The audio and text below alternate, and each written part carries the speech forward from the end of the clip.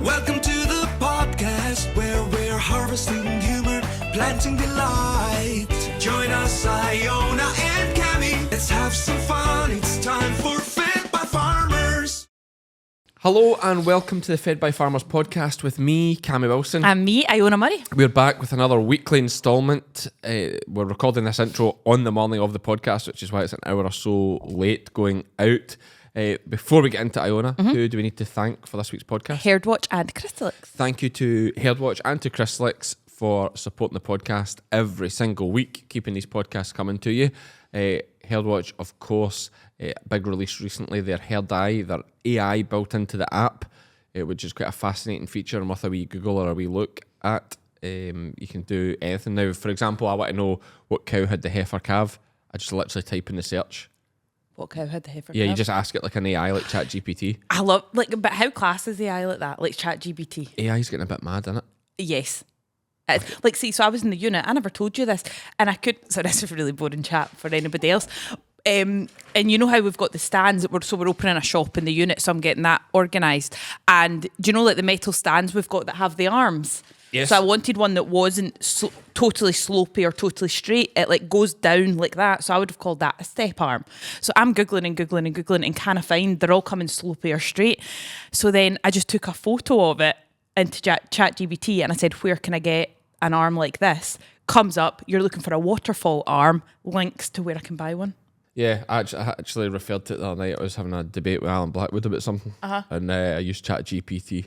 Like right. I kind of knew my argument, but I thought I'll just use this to cheat a bit and make it easier. I mean, I admitted that, but interestingly, it was a kind of maths thing we were doing. Right, okay. Business related discussion. We do about a chat back and forth about how we're going to survive as adults, and it was interesting. I was putting a sort of theory into this chat GPT, and it comes back with the answer unbelievably well and explains the whole thing.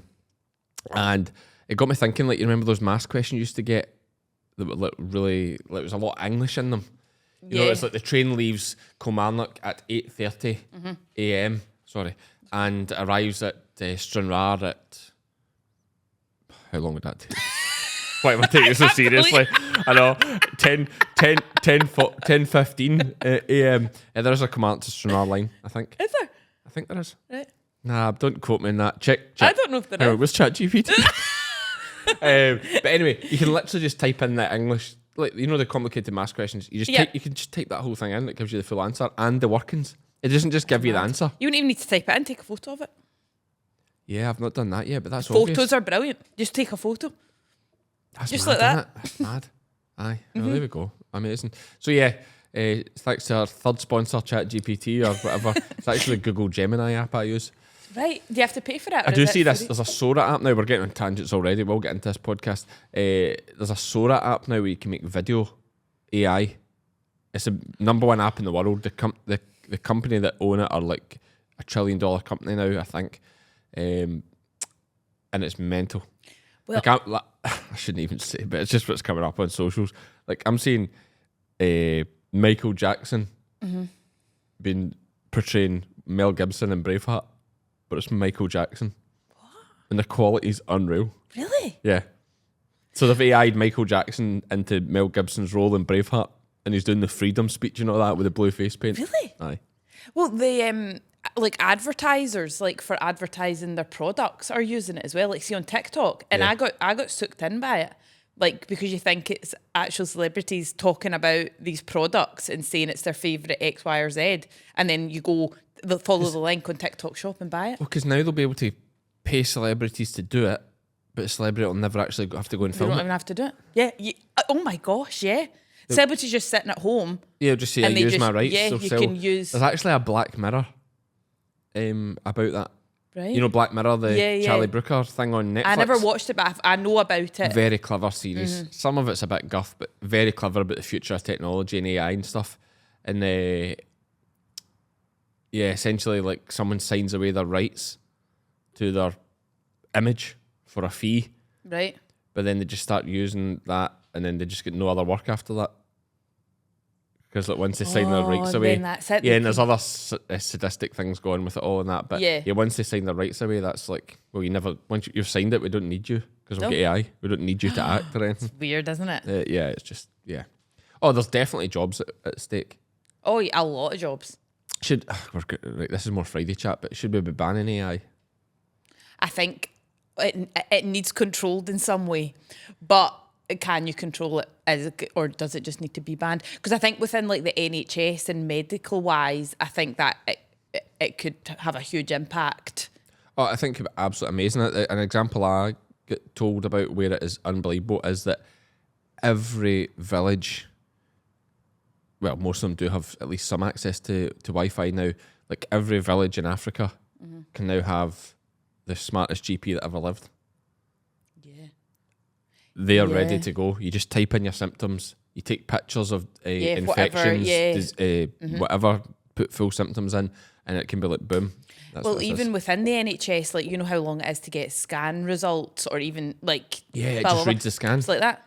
Reads it instantly. And also compares it to however many scans are on the system and can be like, this scan is very similar to this patient's and this was the course of action. Yeah, it'll be able to review every single previous case like that and what the outcomes were. Yep, so see what the successful ones... Yeah.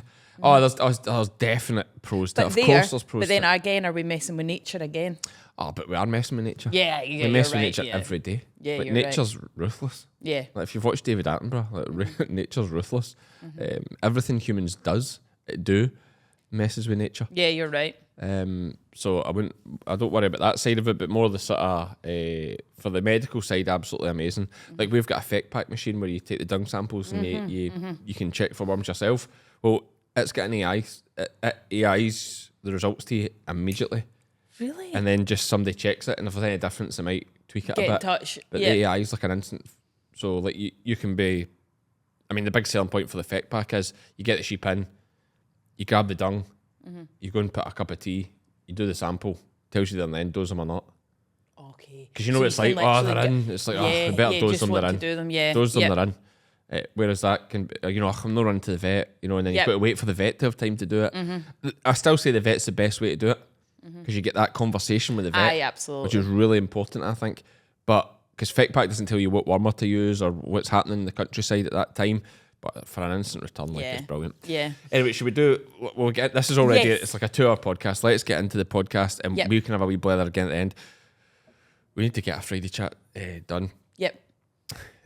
But right, Ewen McMillan. Yes, Lurg, Blackface. Townhead. I'm gonna get the name. I can't remember now. Lahurla. It's not that. Sorry, Ewen. Sorry. Jacobs and Highland Cattle as well. Ewan's very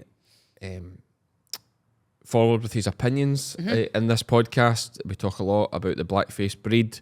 We talk about his Cheviots, talk about his Jacobs, talk about his Highland Cattle, talk a lot about his journey into finding faith after the tragic death of his brother. And he's just a very open and I think honest podcast, and hopefully you'll enjoy. And that's it. It went on a wee while, but like, I'm all for, I'd record 3 hours at a time if I had time to sit and edit it and tweak it all. So we just dive in. Yeah, let's get into it. Here we go. Here's Ewan. And we're here with Mr. Ewen McMillan from Lurg Blackface. Just Lurg. Just Lurg, aye. Yeah, although there's not just Lurg, just to get into it straight away. I think it was at Kelso the other day, and I said there's Lurg Beltex as well. Ah, you're right. Who was there first? Me by a mile. No, but funny you say that, because there's a friend of mine, Dougie Gilbraith, he's kind of retired now, but I met him a couple of years ago, and he said to me that he'd opened the Scottish Farmer one day and seen Lurg topped Beltex at whatever X amount of thousands. And he's, for goodness sake, what's McMillan at now? And then he looked a wee bit closer. Nothing to do with me. What does Lurg mean? Because there's Lurgan as well. Aye, you're right. Lurgan, I don't know, but I looked into this a while ago because it was bothering me what Lurg meant. And the first answer I came up with, which didn't make any sense at all, is a little fish that's found off the southern coast of America, right? Called Lurg. But it's also a very, very old Celtic or Scottish or whatever term for a road. Okay. So I think Lurg, and there is a very old road that's been grown over going through our farm. Now it's no longer in use. You'd hardly know it was there. But the old original road possibly went through Lurg. And that's why it's That's got the right, name yeah. Lurg. There's always a good story to it. You got the always. Lurgy that's as well. what my research has done, but you can ask Lurg Beltex and see what they come up with. There's another one up in Crieff, actually. Another Lurg. Aye, yep. Yeah, so Yep. some like we're a Yeah. really boring farm name here. We're New Bogside. Right, okay. So at least they're a bit inventive because Yep. there's so many bog sides. Yeah. When they obviously built And this bog head. next to the bog. Yep. Yeah. Yep. They've said, well, this is the new bog side. Well, our farm is Lurg and Townhead. They're side by side. It's the same business for the last, over 100 years. But there's a lot of Townheads about. Yeah, well, Townhead's easier because you're at the top of the wee town there, aren't you? Exactly. It's, Yep. What's the town? Fintry. Fintry. Fintry, of course, it is. So that's an easy one to make sense Yeah. of. But you're Crystalyx. Have we actually sussed out what Crystalyx means? No. Oh, that's so bad if Dad has told me that, but I don't think so. Across the flat. Across the flat. Isn't there a kind of But, and flat we're there, cross isn't flat and Ashyburn. Well, Ashyburn will just be after the name of the burn. that Burn, runs through yeah. it, but then again, where's that gets its name from? But find that one out for next week. Right, okay, I will. But back to Ewan's story. What is your story, Ewan? How did you start in farming? What's the Well, where were you born and what was the? Aye, generations and generations of it. I didn't kind of have any option almost. That's not strictly true, but no, I was born into it. My grandfather before me, who I knew well, and my father, well, when I say I knew my grandfather well, that maybe sounds a obvious statement to say, but they lived right next door. We lived in a big farmhouse, and they had one end of the farmhouse, and we had the other end of the farmhouse. We were brought up on Arasig estate. My father was shepherd manager on it. My grandfather was shepherd manager on it before that. So I was kind of growing up very much involved in the place with an interest to probably farm on it as well. But to be honest, I had maybe bigger aspirations to go and be involved in top quality blackie sheep. That's always what I wanted. It was a very, very commercial Arasig estate, 10,000 acres of hill land from sea level up to 2,000 feet, rising to 2,000 feet, and poor quality ground. Yeah. Ideal for some blackie sheep and suckler cows, but the way to make money there would be in tourism. Very, very tourist place up the west coast of Scotland.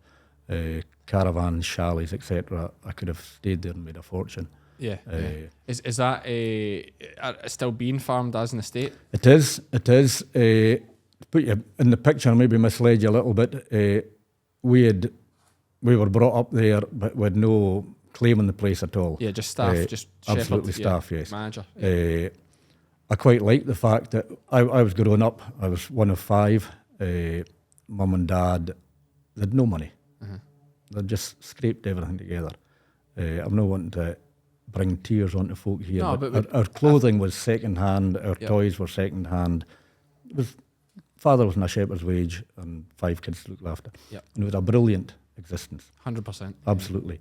And it made you hungry to work. It made you hungry to succeed. And I remember quite clearly as I maybe early teens, sitting down with the family and mum and dad announcing that their ambition in life was when they retired, that they would have enough money to buy a residential caravan, and that the elderly lady that owned the estate would permit them to have residence on the estate. That's what they were working towards. So they never had any huge ambitions for, Yeah. Never owned a property or never ever owned a property. Never had money to do that. Yeah. Money, funny, I've never known anyone in my life like my father for money to mean nothing. Right, Like yeah. absolutely nothing. He had no, whether he had £100 in his pocket or nothing in his pocket, he was the same man. It meant nothing to him. Yep. Infuriating sometimes when you were trying to work on a different level from that, and seeing Dad's attitude was like, money doesn't, the amount of times he said to me, money doesn't matter. Money doesn't matter. So yeah, that was us 5 of a family bringing up. Great life, great going about the farm, doing as we pleased. And then lo and behold, one day Dad announced to us that the elderly lady, with the name of Miss Beecher, had said to him one day, time has come, she was getting old, I'm leaving the estate, it's yours. Do with it as you would like. She recommended that we sell it because in her words, she'd used every penny she had to keep the place running. Yeah.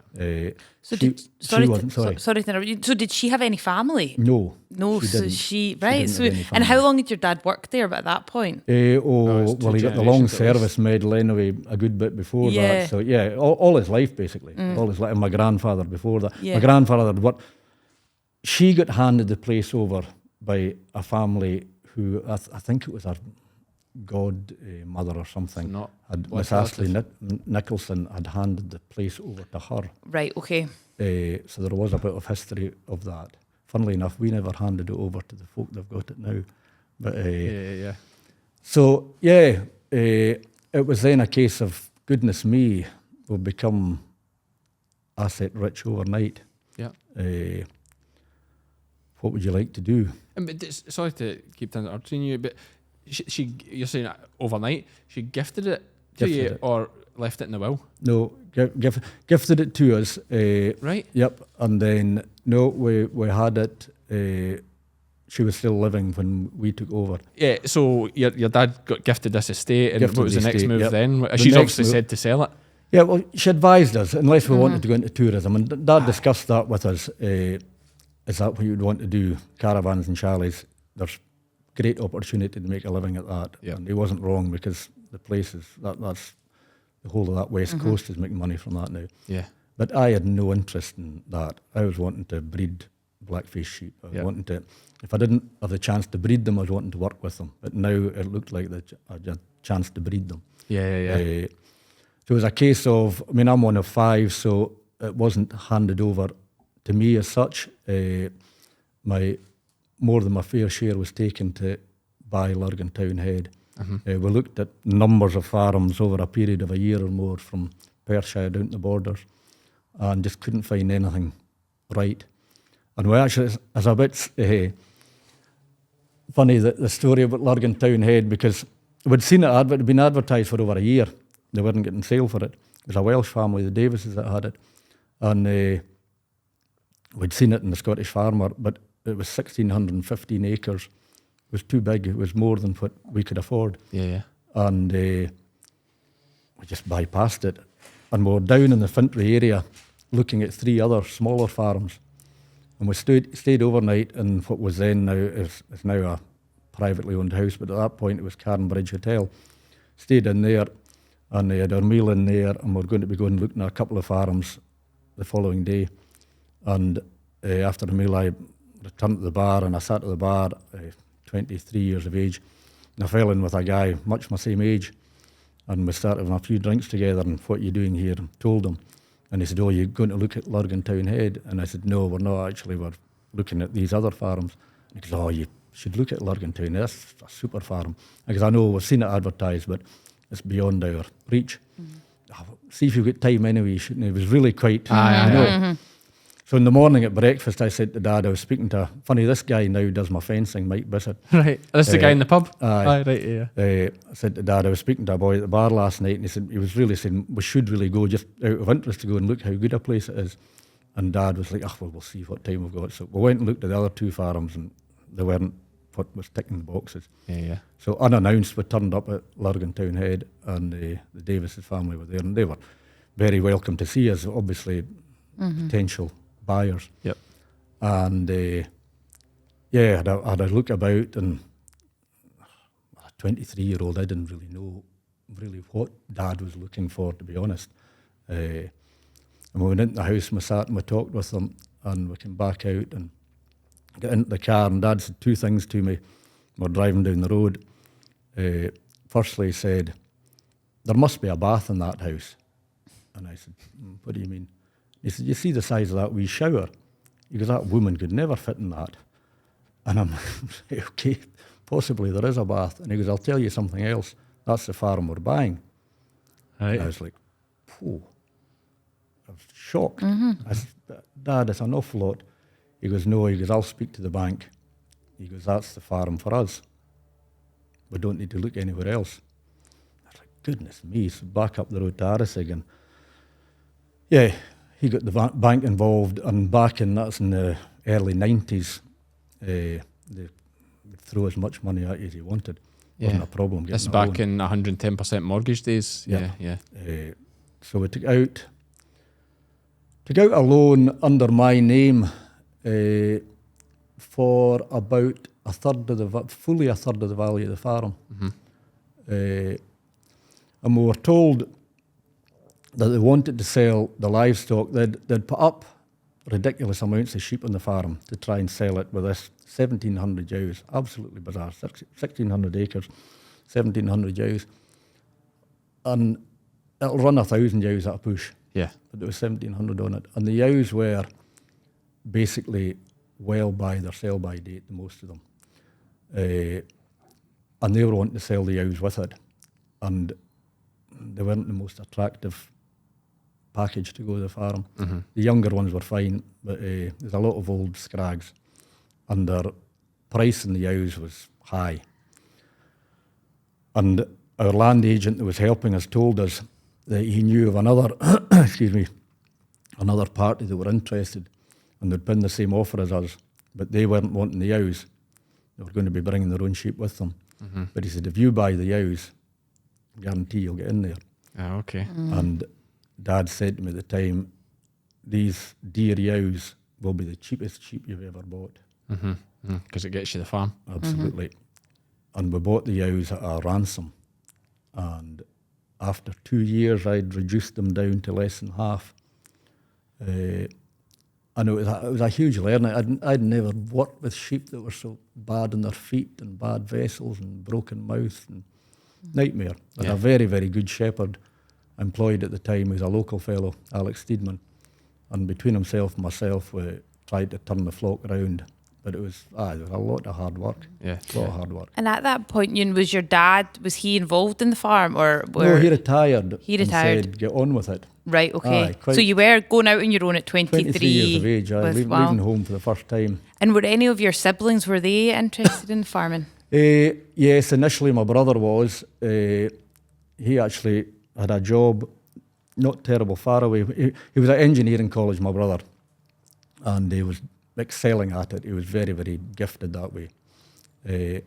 And he packed in college just before his final exams, which he was guaranteed to be getting super grades on. Mum was devastated.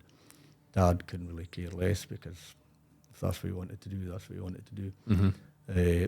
And he left college and went and worked at Meldrum dairy farm outside Stirling, and loved it. Just loved the dairy, loved the Hamiltons that were there at the time. He was friendly, got to know them through one of their family was at college with him. And he invited him back to this Meldrum farm, and Murdo just felt at home there. And he worked there a number of years. And then when he had the opportunity to set himself up, he was looking to buy a farm, but could never find something. And in the interim, he came back home to Harrisig and set himself up in an engineering business, and was being very, very successful. Successful. Sadly, he took a very severe illness and died. He died of a brain tumour. Oh, jeez. So that was a colossal turning point for all of us. Recently or back in those No, days? a long time ago. Oh, right. So quite young then? He was in his mid-30s. Oh, jeez. And he had everything in front of him. Yeah. So, that was me. And with your other siblings, so obviously that's your brother a little bit. 3 sisters. Because I'm just trying to paint a picture here that your dad's obviously, and mum and dad's come into this, essentially into this money, into this this newfound wealth that's entered the family. But from what you're saying there, obviously they bought this place at their limit, but I take it they must have held something back to see the rest of the family right. Or there was, and that's exactly what there was to help with mortgages, etc. like that. But the bulk of the bulk of the money was going into farming for myself and my brother. It came from farming. It was going back into farming. There was still property that mum and dad had when they sold. They kept a house, etc., etc. They didn't need a caravan. Exactly. They didn't need a residential caravan. My sisters had the claim on the property that my mother and father were involved with at that time. Yeah, so they were all set with properties. at 23 years of age, you find yourself waking up in a dream almost. Yeah. Yeah, And were you single at that time, Ewan? single, yep. Yes, so they're on your own. Single, footloose and Fancy free and now Laird of Lurg. It's Exactly, what yeah. a place. You're right though. What a place to find yourself in. Super opportunity. I never ever take it for granted. The other morning when I was leaving, Saturday morning when I was leaving the house and I was going into Stirling Market, was something that this time of year, for me, Blackie Ewes is what I live for. Since I was a wee boy, Blackie Ewes. And leaving with these ewes I was proud of. And you just think back, where I've come from. I wanted to be a shepherd somewhere. Yeah. And now I'm going into the market with a trailer full of ewes that With your own stock. other people are wanting to buy from me. And it's worth noting just how well you got on Saturday as well. You got on really Well, yeah, it was super, super. What were you selling old ewes for on Saturday? The top pin I had on Saturday was 660. And that's 5-year-old ewes, 6-year-old ewes or 5-year-old ewes. Yep. Yeah. And they come back to Ayrshire, did they? They did, aye. Yeah. For Stuart Heads, he bought ewes off me, I reckon, about 15 years ago. Yeah. I saw your post, it was very good. You just put the last of them away last year. Well, there was a slight exaggeration in that, but Stuart would tell you himself, he did have them till 10-year-old, some of those Is ewes. that right? Yeah. Aye. Wow. He did have them till 10-year-old, which shocked me, because about 4 or 5 years after he bought them, I was speaking to him one day and he said, one of those ewes got a good lamb this year. And I'm like, what? How many years ago was that? Aye, 10-year-old now. To be fair, it comes back to the Ayrshire thing, like land of milk and honey. True that. Maybe. True No, that. I disagree with that. I think it's all to do with the breeding of the ewes. Well, bit of both, we'll say, will we? We'll say a bit of both. But both, maybe. Especially land of milk where Stuart is. There's some good grass around about there. Absolutely. He's in good Yeah. country. So yeah, unbelievable trade for old ewes. Interestingly, and I was talking about this in a wee vlog I did, I bought some older Cheviot ewes and I was trying to justify the money I spent on them, and you can put me right here if I'm saying this wrong. The point I made to folk when I was doing the video for the sheep game, I was saying that when I'm buying these older ewes, it was for Bob Rennie at Attenburn. I say when I'm buying these older ewes at this money, I'm buying his stock ewes. Like Exactly. that's the genetics he's 100%. wanted to keep. Whereas when you buy Gimmers, 100%. you're basically buying the ones the farmer doesn't want to keep. Yep. And that's why sometimes an old ewe can be dearer than a Gimmer. Yep. Is that about right? I think, 100%. And I would also say if you're wanting to do it in a kind of pedigree world at all, I mean, Blackie sheep aren't pedigree as such, Yeah, but but- if you're wanting to do it on a higher level of trying to breed real quality, you're definitely, the old ewes is the way to go. Yeah. Value for money, the Gimmers, you get 4 or 5 crops to come out of them. But there's an exception. I sold 4 good Gimmers the other day that would have been stock. I sold them just purely. And to that would be to like raise these the boys profile. that do triples and, Yes, twins. yes, Like exactly. they're big flash things Yes, to be record prices, exactly, of course. exactly. Yeah. Uh, And how did they do? Very well. I had every intention to sell them as 4. I saw your post. You said should I split them? Yeah, or- well, people were asking me would I split them, and 4's little enough almost. But I did split them. The most folk were wanting them split, and they're brilliant. The first 2 that went in were over £1,000, 1,050, and then the other 2 were 500. But it was the one person that bought the 4 of them. Okay. She had said to me beforehand that she didn't want them split, and for that reason she was wanting the 4. It's probably maybe worked out better for her. I don't know if it would have done, but I don't know, Yeah, an average of 750. I think they would have been quite hard to get there. The 2 I put in to begin with, there was one guy very, course, very he's set chased on them them. up. Very, Yeah. very set on them. And he actually wasn't there. He was at the sale, but he had to leave early, and he left a friend of his to buy them, and he must have said to him, go to £1,000. So yeah, Yeah. you almost need the man there to do the extra wee bit. You You do. get carried away. You do, but then that could be viewed Still as a being a good- bit greedy as well. Well, isn't it? true. Still a good trade. I'll never complain at £1,000 for a Gimmer. Yeah, no, it's still a good trade. Did I see one at 5'2"? Was it? Aye, Was that an old a ewe? 5-year-old That ewe. was at aye. O'Malley. 5-year-old Oh, ewe is that was O'Malley? yep. Sorry, was I at suppose O'Malley, it that was I Paul. seen the video. There's Aye. a tremendous show pedigree behind her. She had won numerous shows. Aye, And- she was away. Did she go to Aarhus Burn? Aye, Did she yep. buy her? Aye. Yep. Yeah, And who was it was selling her again? Terrible. Davy Paul. Jackson at Paul, Paul. so it was. Davy I and seen it Jock on at his. the Paul, yep. I seen it on their Facebook page actually. Yep. Yeah, some go for an old. Well, so I mean, just that's- for perspective, for folk, there's an old Jew doing 5,200. That's a record that'll stand for an awful long time. Is that right? Definitely. Aye, I don't know, in my lifetime, there'll be a 5-year-old yow make more than 5,200. I take it. I mean, sometimes, you know, there's a buzz. I think everybody knew that was going to be deal, that one. There'd be a buzz about it. Were you at the sale? Were you at O'Malley? Yep. There'd be a buzz about it, was there? There was, aye. Good. And you know, well advertised beforehand, Yeah. and that gets the thing going. And you knew she wasn't going to be £300 or £400. Yeah. And obviously you're saying about the buzz of breeding pedigree spotting. The Blackface is the oldest of them all, really, especially here in Scotland. It's... I mean, I dare say in Scotland it still is the main breed. I know we had Derek in, he was saying that Welsh Mountains are now the most popular breed in the UK, which is understandable too, because you can nearly have 2 Welsh Mountains to some of these, you know, a good blackie, you would argue. But they still will be the number one breed in Scotland, I would think, eh? And they're certainly the oldest established, are they not? I'm pretty sure, yeah. Yep. And what other sales are coming up? What's your... what else is top going to be a sales buzz? now, really. Top sales. I sell a few shearlings at O'Malley. That's all I do. I don't work with lambs. Really. I don't sell lambs. I sell an odd lamb privately. Have you tried the lamb job? I have. It just doesn't. I don't get the same appeal out of it. It just doesn't. It kind of. I'm a bit controversial in some of the things that I say, but believe me,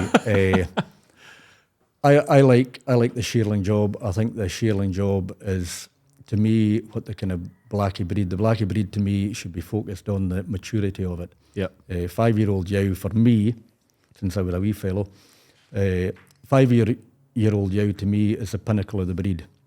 And I think when there's so many blackie top lambs getting used within the breed, I personally don't think the breed's benefiting from it for producing the mature yow. I think you look at other breeds, hill breeds such as Swaledales and Cheviots. I was speaking to a Cheviot man last year. His family's been farming for 200 years in South Country Cheviots. He told me last year they've never ever used a top lamb. He actually corrected himself there the other day.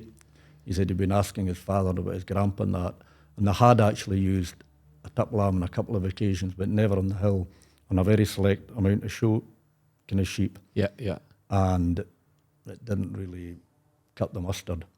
What started this conversation with him was, I said to him, he sells 2 shears, and I said to him, what are your top lambs like this year? And he was quite good, and this is, you must have a right good, would you like to use a right good lamb to try him out in your house? And he went, gee, no.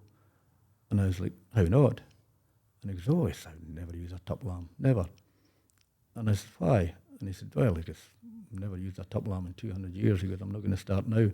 He says, but no, he says, your best top lamb is very unlikely to be your best shearling.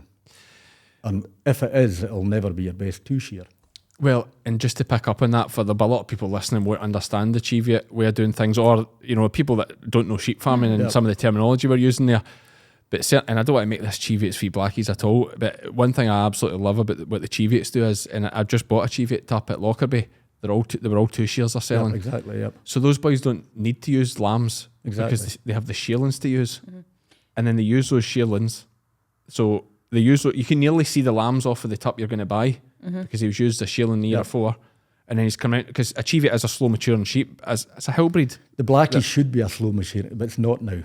Right, okay. Well, and you think that's because of using younger? Yeah, I mean, I would say a lot of blackie lambs that are sold at 6 months of age, that's them at their peak. That's them. Absolutely, you'll never see them better again. They've reached their. When you see a blackie lamb getting sold at 6 months of age, is unlikely to be the same sheep as a shearling. There's very few blackie lambs who would make 30, 40,000, 50,000. I would say would make that as a shearling. Right. It's a different kind of sheep that makes that as a shearling. Now, this is my opinion. I'm not saying I'm right. That's what this podcast is. Absolutely. It's all opinion. There's no facts on here. No, absolutely. Well, there might be an odd fact. But, lost in the misinformation. But I think to breed good 5-year-old yows, the breed would benefit from focusing more on shearlings and 2 shears. Within the breed culture now, they talk about an old blackie tup being a 2 shear as an old tup. And it's verging on embarrassing. But you go to a show, and there's very, very few old tups there. They're burnt out, or they're dead. You go to a Cheviot place, or a Swale place, the 2 shears are just coming into their prime, and 3 shears and 4 shears. So I think if you're making a comparison between, I've got both, so I'm maybe in a position to make a slight comparison. But I would say that's where these other hill breeds are slightly better off in the fact that they're focusing on the maturity of the breed rather than the 6-month-old. And so when you're saying there that tup lambs, they shouldn't be used to make that 5-year-old ewe, why not? Like, what's the reason? That's maybe too general a thing. If that's the way I've come over, I wouldn't say they shouldn't be. I think. No, it's just more often than not it doesn't work. Sorry. But my question is why? Right. Well, you can definitely breed good 5-year-old ewes out of tup lambs, but you've got a better chance of breeding good 5-year-old ewes out of a good 2-shear. Why? Because that tup has matured slowly. A very good lamb doesn't necessarily mature into a very good 2-shear. In fact, it very seldom does. That was the whole point of the Cheviot man saying to me, I wouldn't use a tup lamb, I'd wait and see what it's like as a 2-shear. Yeah. To then, because it's the same genetics. If the very good yow lamb, there's a prime example, just a thought that came into my head there now. Those 6 yows that I sold on Saturday, none of them would have been categorised as top quality yow lambs. Mm-hmm. Okay. They were decent yow lambs. Yeah. But they get better and better and better every year. Yeah. And that's where other hill breeds are focusing on the maturity of the tup 2 shears, Yes. 3 shears. There's 3 shears up in Lurg will make, 5, 6, 7,000. Do you know what I love, Iona? All my livestock on one simple app. Hi, Cammy. Next you'll be telling me your cows can send emails. Well, they can't do that yet. But with Herdwatch, managing livestock is easy. One app, all your cattle and sheep compliance records, medicine tracking and more right there in your pocket. Tired of paperwork piling up like muck in the parlour? Sick of chasing scraps of paper when you'd rather be chasing sheep? Then you need Herdwatch. Herdwatch lets you register calves before you've even wiped the afterbirth off your boots. I preferred it when it said feet. It's so quick, I had time left to make a cuppa and drink it. I know you guys love this bit. Whether you're juggling lambing, TB testing, or just trying to remember where you left your wellies, Herdwatch makes sure your records are always up to scratch. Over 22,000 farmers across the UK and Ireland can't all be wrong. Well, not this time. Download Herdwatch now and join the herd, because the only thing you should be wrestling is the gate on a windy day. Herdwatch. Farm smarter, not harder. There's people that are working with lambs and being very hugely successful with lambs, And I'm not trying to take anything away from that, but from my point of view, to aim to breed good 5-year-old ewes, I think working with a more mature tup is an advantage. But a lot of those guys, they're just trying to breed another tup lamb. Exactly. So exactly. you can use the tup lamb to breed a tup lamb that looks like that tup lamb. 100%. Because you know what it looks like as a tup 100%. lamb, but you can't see what it's going to look like as a mature sheep to produce a 5-year-old jow. Yep. So if it's the tup lamb job, then that's fine. Yep. But for the stock yow that And you it depends and I get your points, a fair depends point. I what never you thought of it that way. It depends what you set out your stall to do. If you set out your stall to be a successful tup lamb breeder, that's the way you go. And that's, hey, you can't criticise anyone for doing it. Some people may. We've seen a lot of a bit of drama just now with the blackies. There's an article in the Scottish Farmer the other week to do with these lymph nodes. I think it's the issue and poor immune systems and orf killing lambs. I mean, what's your thoughts on that? I think the orf situation in the blackie breed isn't the problem. What I would say that the main problem, maybe a bit controversial here again, but the main problem within the breed is far too tight a genetic gene pool. And I think the reason for that, to stir up things even more, is largely because of the amount of AI and flushing and whatnot that's going on in the last 10, 15 years. When you're getting a run of lambs being born off the one tup for maybe 5 or 6 different homes, hundreds of ewes covered, and then one of those lambs coming to the market again the next year, and another 3 or 4 folk buying that, and covering hundreds of ewes again, your genetic pool is getting tighter and tighter and tighter. And I think the issue with the ORF and the lack of lymph nodes is probably, and I spoke to Heather Stevenson about this, who's done all the research into it, and when I queried her, is it linked with the shrinkage of the genetic pool, she was like, almost certainly. Almost certainly. ORF isn't really the issue. That's come up as a flag because of, I do believe the reason that there's no lymph nodes in lambs is probably a genetic thing, and it's probably a result of too close a pool of genes. We're not getting away to So surely, an outcross. surely that's an easy fix. You just stop the flushing like other societies have done. It's not even that other societies have done. Other societies have never started it. That's more correct, yeah. You look at the Cheviot breed, the Herdwick breed, the Well, in Swaledale fairness, breed. if I take the Valley Black Nose, I believe they stopped. They Oh, were well, big in okay. the flushing. I'm They- talking- but I know you're right. I'm talking about Outbreeds, traditional yeah, breeds. 100%. Uh, It's I've- never been a thing. No, I've spoken to men in the Cheviot world and the Swaledale world about this. Why hasn't it been a thing? And both people have said to me, in fact, there are a couple of folk I spoke to in the Swale world, and they've all got the same opinion. We didn't want to go down the route of ruining the gene pool. You're only going to go down that route. There's a vet who spoke to me about it. He's quite knowledgeable in the Swaledale world as well. And he said to me, give you an example, Ewan. He said, and he named the horse, and I don't know anything about horses. There's a horse down in Newmarket. He goes, for a jump of that horse, it cost £200,000 to get a jump. He goes, there would be thousands of folk would like to use that horse. But if thousands of folk used it, then the value of it's gone. And he goes, it's the same in your tup world. If you had the guts to go and buy a tup and use them yourself, and you prove them to be a good breeder, you'd get your money back off that tup. That's what used to happen in the olden days. Yeah. Because This- there's this now only 5 tup lambs off that. Tup. Exactly. Yeah. Exactly. And who'd be tried gingerly on a spectrum of ewes, good ewes and not so good ewes, to see what he was going to do. The trend is buy a lamb at 150,000, throw him hundreds of ewes, and it's almost like a bit of pot luck. If you give enough ewes to a lamb, you're going to get something good. To me, that isn't the same as in the old days of working with picking out a tup, a shearling, Yeah. and giving him 50 ewes and see how he does. And when he does do well, you've got 6 or 8 good lambs off him. You take them to the market as either lambs or shearlings, and you've got 20, 30 folk looking to buy them because they know that that good tup has produced this. Yep. You're basically diluting it all down, getting this one lamb with 6 different owners, and they're each trying to bring out 2 or 3 tups. It's just diluting the whole thing. And how many, there's some terms again there for AI is obviously artificial insemination. Flushing is when you flush eggs out of a good female.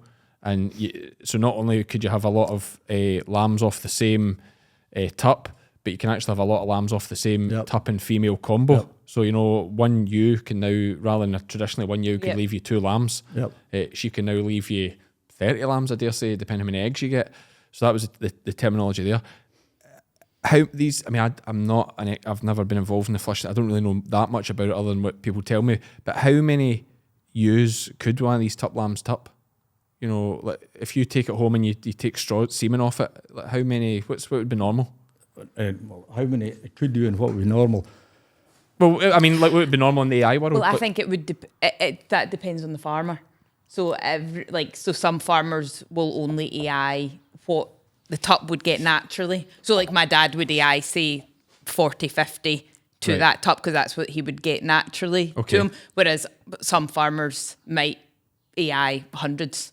Yeah, because there's a norm. As with semen, it's like the sky's the limit because you just take as many straws as you want. Sky's the limit, yeah. Is it right? Okay, so you could do 400 sheep with one tup. Yeah, absolutely, yeah. Right. Yeah. So I think that's one of the biggest issues with AI because I I have mixed feelings on it because I feel like I love the idea that everything's natural and how it should be, but it's almost being realistic that where the breed is now, to be able to afford some of these tups and shearlings, they do need to be shared because... Yes, there's two ways to look at that. They do need to be shared, but if you had the guts to go and buy, even share two ways, if you had the guts to go and do that, I think what the vet described it with that horse at 200,000 a jump, the reason that's so valuable is because it's scarce. And if you could go and buy a tup, I like buying half a tup. It covers all your options. If he's not a good breeder, you've only lost, half as much and when money. you do that, you're AIing, are you? Or, No, not. I have AI'd in the past, but I wouldn't consider doing it again. Quite honestly, I've got no. So you reason just to. take 50 ewes to that tup? Yep. Right. Okay. Yep. So sorry, on you go. If you went and bought a very dear tup, two folk went and bought a £50,000 tup, and they each gave him 50 ewes. I'm kind of repeating myself here, but Yeah. the small amount of lambs that would come off him, they would be sought after if he was a breeder. Whereas if you're multiplying that in the AI world and putting hundreds of ewes between half a dozen farmers, there's a big broader spectrum of sons to buy off that tup, and they become less valuable. So there's two ways to look at it, or even take an extreme. If you went and bought a £200,000 tup by yourself, and there'd been 10 folk wanting to buy that, and he proved to be a good breeder on 50 ewes, and you came out with half a dozen lambs off him, Yeah. flipping heck, man, they would make some money, wouldn't they? Yeah. Yeah. So, it's, But the other argument is the tups, and this was where, and again, I'm not trying to make it cheap, but Cheviots are the big rival to the Blackie they now, and they are very different, so it's hard not to refer back to them when we're having this discussion. But like the record price in the Cheviots could be wrong. I think that's the rumours that could change at Lurg, but it's 28,000, I think. Yep, I think that's right. Yep. So 28,000 compared to what's the Blackies 200,000. 200, aye. So the Blackies 200,000. But if you weren't sharing tups, those prices wouldn't be there. I'm not saying they wouldn't, because there's plenty of able boys in the Blackie could go themselves, I dare say, to 200,000. But what I'm saying is, with the Cheviots, because they're jumping naturally, everything's... yeah, there's the other argument with the Cheviots, you're buying a 2-shear tup that'll easily do 100 ewes, as opposed to buying a lamb that's only going to do very little. That's another side of it. But these boys are mainly buying them themselves, or they're sharing them with two folk max, because there's only so much you can split those tups with. So it reduces the budget. So what you'll see at some of these sales, Texels are big in it as well, as you'll see, and we've had Alan on here speaking about it, he's big in that world. You'll have 3 guys on this team, and you'll have 3 guys on that team. And when they 3 guys, and hey, you might have another 3 guys over there, and when they all go toe to toe, the budgets are huge. Well, you can't do that when it's natural service. I'm not saying you can't do it, but certainly it would limit it. It's It would limited, limit yeah. Yeah, yeah, I get that. Yeah. You're going to spend 50, 70 grand to tup 30 ewes. It's like, if you're splitting it 3 ways, it's like, it's getting a bit... And that, so although you're talking about these prices that you have to flush at the money you're spending, the other argument is, if there was no flushing in AI, would that be the money? Yeah, totally. Yeah. Yeah. No, I'm not saying you have to. I'm just... No, you do though. You're right. If you spend £200 grand on a tup, you have to be able to get 100 ewes each off it at least. Well, yeah, maybe not. But I still think take your share, but if you're sharing, say you see the syndicates, it could be 4 or 5 people, and say you are going to be using them naturally. Well, one, that doesn't work because the tups go out at the same time, so you won't all get your turn. But even if they're all going to the same place, you've then got sheep from 4 different places mixing. Like, even that could be a health risk as well in itself. They generally won't mix you out. When they started doing that 30 years ago, they would mix ewes and take ewes onto a farm. But now is a case, certainly if I work with buying half a tup, I'll use the tup first, or the other person will use the tup first. The ewes are never mixing. Crystalyx Extra High Energy feed blocks have been providing high energy supplementation to ewes, lambs and rams in the UK since 1978. Packed full of protein, vitamins, minerals and trace elements, Crystalyx Extra High Energy has been proven to increase live lamb numbers and improve lamb daily live weight gain at a cost of only 4 to 7 pence per ewe per day. To view the full Crystalyx range and find your nearest stockist, visit crystalyx-global.com. You're not buying a tup and using a tup just thinking of the shearling job. You're also thinking of your whether lambs you would like to be born at certain time of year to get them away in Yeah, August or whatever, you know. But there's flexibility within that. But I think what started this root of this conversation was the shrinkage in genetic pool you're asking about before. And that, to me, is something that should be addressed. Why don't they stop the whole thing? They might. I would like to think that they would consider it. Who decides? Who's they? Well, exactly. Who decides? I already spoke about this or I tried to speak about this in a feature that was done on me in the Blackface Journal. And I was a bit disappointed, to say the least, because when I was coming interviewed, it was the time of COVID, and I was interviewed, and the journalist that was interviewing me, in her own words, said that my views on this, she had never heard before, and she said it was like a breath of fresh air. This is a brilliant interview, and she's writing it all down. And I was just expressing my concerns about the future. The way I see it is, we're all custodians of the breed. And I think as custodians of the breed, we should be able to be accountable for what we're doing. And if you look at the breed of Blackface sheep and where we are just now in its lifeline, if you look at it as a journey, what I would say is that I think I've landed in the Blackface sheep, or I did 30 years ago, at a very privileged time. Because the people that were behind me for the previous 100 years had brought those sheep to such an extent through tremendous stocksmanship, knowledge and dedication. And those sheep had evolved to the quality that they were 30 years ago. And if you're looking at it as a journey and you look back, I give credit to those folk that have got me in the position I'm in just now. But if you look at the journey in the future, I would like my son or my grandson or the equivalent to be able to look back and say, thank goodness for those men that kept the thing going.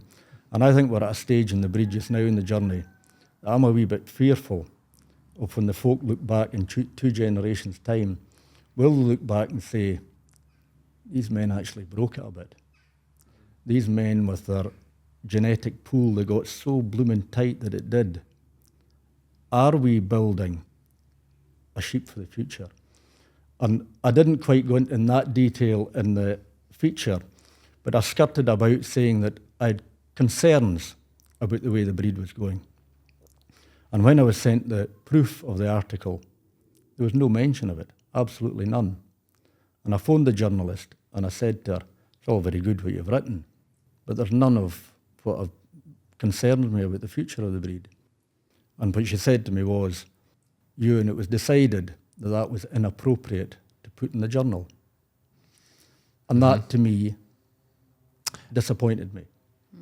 I spoke to the then president at the time, and I aired my concerns about such that I wasn't allowed to express my opinion. And he was backing me to the hilt and actually said to me, pull the thing, don't put it in if you're not happy with it. So we came to a bit of a kind of agreement that it would put a little bit in. If you look back, and there's a wee paragraph in about a little bit. It was watered down. And that caused, did that little paragraph cause issues? No. No. Because they'd watered it down enough. Yep. But I think the very fact that people are almost not wanting to hear. I've spoken to 2 past presidents about this. And funnily, when you speak to them about it, they're absolutely backing you to the hilt and saying 100% agree, 100% agree. So what can we do about it? I don't know, but we'll need to do something. And what I would say, the folk that are at the helm just now, Derek and Billy and Alan, if these guys can't sort it, I don't know if anyone can, because I think these men are 3 of the best hill men who have got a passion for Blackface sheep, who know the score, who, funnily enough, aren't heavily involved. In fact, they're not involved and this AIing and whatnot. And I think they're in a position to get heads together and say, what are we going to do about the future of the breed? How can we get the genetic pool bigger again and breed sheep that are able to survive in the hill? But I do wonder, and I say it says me trying to not upset, because really to me it's neither here nor there, to be honest with you. What I would say is that, like, I love the Blackface sheep, and Me too. I still think passionate about them. I'm into Cheviots, but I still think the Blackie in her prime and the glory is the better sheep. Like, you speak to MD, these hard hills, you speak to John about talking about they tried the Cheviot and the snow comes, and the Blackie will rake and survive. She's there's a reason she was number one. Yes, yes. And she's, I know Cheviot it would be Scottish English border type thing, Scottish sheep as well, but she has a symbol of Scottish farming. She is, but you're quite right in saying that there's a reason she was number one. But I think there's a word in there that's a wee bit of concern. She was number one. Is she number? And even if she is number one just now, and I'll argue the case that she probably is. Mm-hmm. The way we're heading, the hardiness of the hill sheep. For me, the Blackface sheep, the lamb, if you've got the genetics that a lamb comes in off the hill, there's another reason why I wouldn't advocate taking embryos out of it, even putting in a Blackie out. That lamb isn't getting reared by its mother.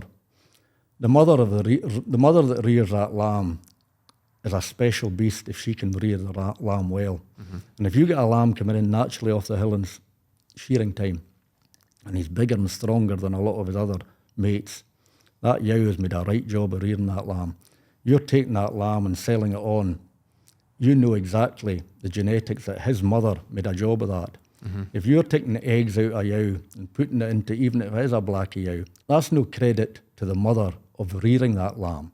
Yeah, the milkiness. She's getting the genetic credit, but not the exactly. The milking. Yeah. And even the ability to forage in the hill yes. and look after that and lamb and bring milk. it up. Exactly. Mm-hmm. That's why I like the basic of coming in off the hill with a big tup lamb running along its natural mother. Yeah. To me, that gives you confidence. There's genetics there we can work with. Yeah. And you're talking about a hardy hill breed. Yes, a hardy hill breed, absolutely. But how far down this road you go dilutes all that. And I'll tell you something else about the Cheviot, and I can speak from, here is a fact, I can speak from experience. Yep. The last 2 years I've only got 85 Cheviot ewes. They're draw lambs at spinning Why are time. you, sorry to interrupt you, why have you got Cheviots? Because I don't think it's fair to make a comparison to something unless you've been involved in it. Okay, so part of this is for your own evidence Yes. and experience Yep. for the discussion. I've been getting a bit concerned about the Blackie breed.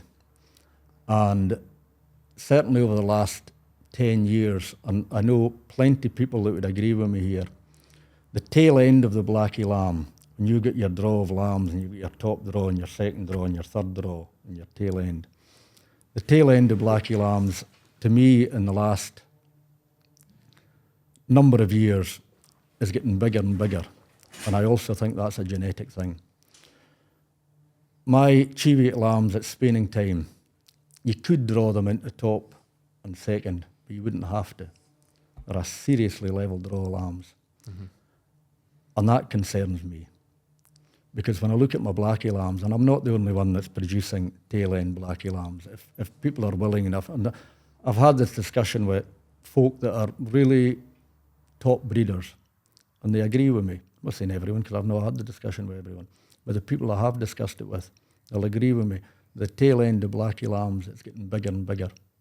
There's less of these top draw lambs and more of the tail end lambs. And I think, rightly or wrongly, that's all a genetic thing. And I think the genetic pool needs to get bigger. On you go, sorry. Yeah. No, I'm just going to say, I feel like some of the wording stuff been used as if it is like there's different, but I do think there can be a unity in the breed, and because at the bottom line, we all love the Blackies and we all want them to thrive. I think there most definitely is a unity within the breed. I don't think there's a animosity. No, as but I such. think this is what kind of annoys me about not the Blackie breed, but in general. if you've got an opinion, and if you've got an opinion, if I disagree with your opinion, it doesn't make me like you any less. Yeah. It doesn't make me... We're allowed opinions, but we should talk about opinions. We should talk and see. And I'm happy for someone to say to me, Ewan, you're a mile off, you're way out, and I'll show you why. And I'm happy to sit down and discuss that. But all I would like to do is for the thing to be talked about, and let's see if there's any weight in my concerns. Absolutely, and hopefully, I mean, we obviously, as you know, we have a good reach in this podcast, and I dare say it'll be the talk of the town when they see that you're on it. And part of the reason for asking you here is because I know you're prepared to say what you think and talk about these things, and it's fascinating for us as well. And I'm aware Iona, Iona's in a position where you're I suppose your dad is one of the big boys as well, but like, it's not about us v them or you v them or anything like that. It's about the Blackie breed. And all these big boys I've got the highest respect for, and I can only idolise what they've done. And I just want to be clear that we're not miscalling MD, because that's not my goal. Most of my really good mates in farming are Blackie folk, so I'm very conscious of that. It's just about opening up to a conversation and exploring it. If there's nothing to be, if I'm wrong and there's nothing to be concerned about the future, then why on earth don't we talk about it? You know? And if I've maybe got a valid point and there is a concern for the future, then will be some people that are not really comfortable to talk about it. Has it always been Blackie tup lambs sold? Has that always been a thing? No. For a long time, yes. Probably there was a greater selection of shearlings 50 years ago. There's another thing I'll throw into the mix. I would say that the use of this science isn't evolving the breed in the right direction for one reason. When you go to a tup sale just now, the tups aren't any better than they were 30 years ago. They're not easy. It's not easier to find good quality tups than it was 50 years ago, or certainly 30 years ago anyway. So if this use of science was benefiting the breed, we should be spoilt for choice for tups out there. Now, I got into a wee bit of discussion on social media there a few years ago when I asked the question, what was people's opinion of the fertility in the breed, and there was kind of murmurs going about how tups weren't as fertile as they used to be, and I was one of the ones that were murmuring. Some people disagreed with me greatly, but I asked the question, could the use of AI be the problem? And the reason that I put that out there was that I was well aware that in some cases, when the deer tup's bought, and if he's not able to jump a yow naturally, there'll still be semen taken off him to do it in a very unnatural way. And my concern was, are you breeding a level genetic of tup? trait? Yes, Yep. a genetic trait that is of no advantage to the breed. And I had the discussion with one man who was very pro using this science, and he said to me, rubbish and nonsense, no, not the case. And I said, but what if it is? What if we're going down an avenue here? And his reply to me was, we just AI everything then. Said, no, that's not the answer. But when I put this out, it kind of grew arms and legs, and folk were going off in tangents, and rightly or wrongly, well, I would say wrongly, they were kind of accusing me of speaking ill of the science. And I wasn't. I was asking the question, what do people think? Have I got a point here or have I not? And I'm perfectly happy to be told I haven't got a point. But interestingly, there was one of the very head tech guys from an AI company phoned me, and he said, I've seen your post on Facebook and I would like to address it. I said, please do. And we had a super conversation. What he said to me was, I think it's wrong of you to accuse the science as being the problem. And I said, okay, I'm just interested to know. And he says, not the science. The science is there as a tool. It's how people use that tool that can be the problem. And he goes, I would agree with you that there's sometimes that tool is abused. And I spoke to a vet the other day on a similar issue, and he said to me, I'm really mixing things up now because he was talking about the textile world. And he said he's horrified that there'll be texel ewes taken and flushed when they don't even have a vessel left on them. Mm-hmm. And these ewes are flushed, and their breeding is exaggerated because it's got a good head and a good arse and whatnot. And he goes, it's just that, to him, was just an absolute disgrace. So, yes, the tool of AI is good. It can be an advantage. But I think if it's abused, it can do as much harm as good, or maybe more harm than good. Mm-hmm. Mm-hmm. No, I think, yeah, all very interesting and certainly seem like fair points. What was your conclusion for that? Were you talking nonsense? I know. What was your conclusion? I very often talk nonsense. The conclusion that I came to, because there was no definitive, I think it was a fair point. If you're learning off other people's opinions, which I like to try and do, I think feeding was one of the large things that people were putting down as tups were overfed, and I think that will be a factor too. Is it? I think it'll be a combination, because it's like human, like obese humans are less fertile. Yep, I think it'll be a combination of different traits. Okay, but there's no definitive answer to that. So we've covered a lot there about obviously blackface. We better not skip over the fact that you're a Jacob. Mm-hmm. And you're a Highland Cattle man too. Yep. So, in fact, before I do that, actually, one last Blackie question I'm going to ask. Who's your idol in the Blackie world? Who did you look up to? Apart from, of course, a father figure is always the... but apart from your father and grandfather, who out with your own family? Very easy to answer. There are a few, but the top of the tree would have to be Sandy Patterson, who was at Connaughton. Funny, I spoke to Sandy recently about this, me coming on the podcast, and he'd used a quote, which I quite liked. I haven't used the quote. And I said, would you mind if I used the quote and if I put your name to it? And he said, not at all, carry on. It may be appropriate to use the quote then. It was regarding flushing ewes. And he said to me, if you feel the need to turn a ewe inside out before you get a good lamb out of her, I think you're not doing the job right. Old school. And his other quote was, which he had to remind me of because I forgot this one. He said, you can also remind them that instead of getting 2 bad lambs out of you, you get a whole litter of them. Yeah, yeah. But no, Sandy, to me, is just a man that I could learn, and I still do learn an awful lot off of. He comes and helps out at scanning day and shearing day and that, and every now and again point out a ewe that's worth talking about, and ask me about her. And he is old school, but he's one of the men that I think, when you're looking back, we should really be appreciative of that kind of man that did what he did for the breed, and did it in a very casual way. But obviously, I'm not completely I'm not in the Blackie world really. But Connaughton's a name I know. I take it they've sold some deer tups before, have they? Well, he was head shepherd at Connaughton for a long time, and then when he left Connaughton, he went out on his own at Achloy. But yeah, he's a very, but they are quite honest. They've sold a few good tups. I take they've sold some tups to money, is it? I mean, I feel like you'll have heard of them. I feel like I've heard that name. Achloy, and in his own name, and he was only with ran Achloy for a number of years after he retired from Connaughton. But yeah, even in that time, he sold a lamb at 38,000. Yeah. That's going back. But Sandy discussed with me a while back about probably one of the best tups ever in the breed, Highland King. I don't think there'd be many folk would try to argue from the fact that he was really left his impression on the breed.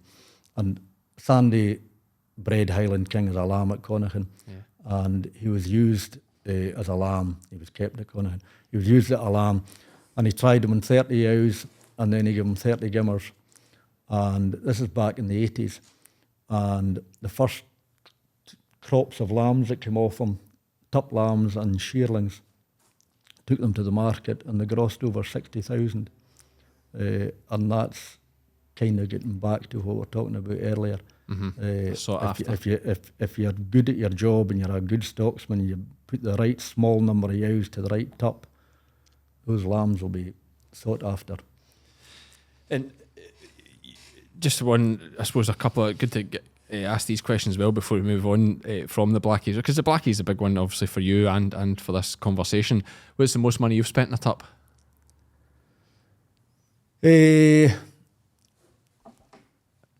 I'm surprised I you bought obviously that, have no. this in your... How could you have to think on this? You must know. No, because I've bought too many deer tups. 80,000, I bought a half share of an 80,000 one. Yeah, right.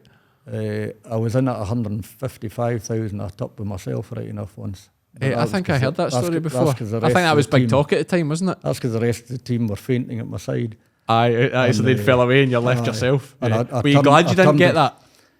My hindsight. wife was glad. Yes, okay. I turned to one of the men afterwards when the hammer went down 160, and I said to one of the men afterwards, I said, come on, you would have stood by me surely.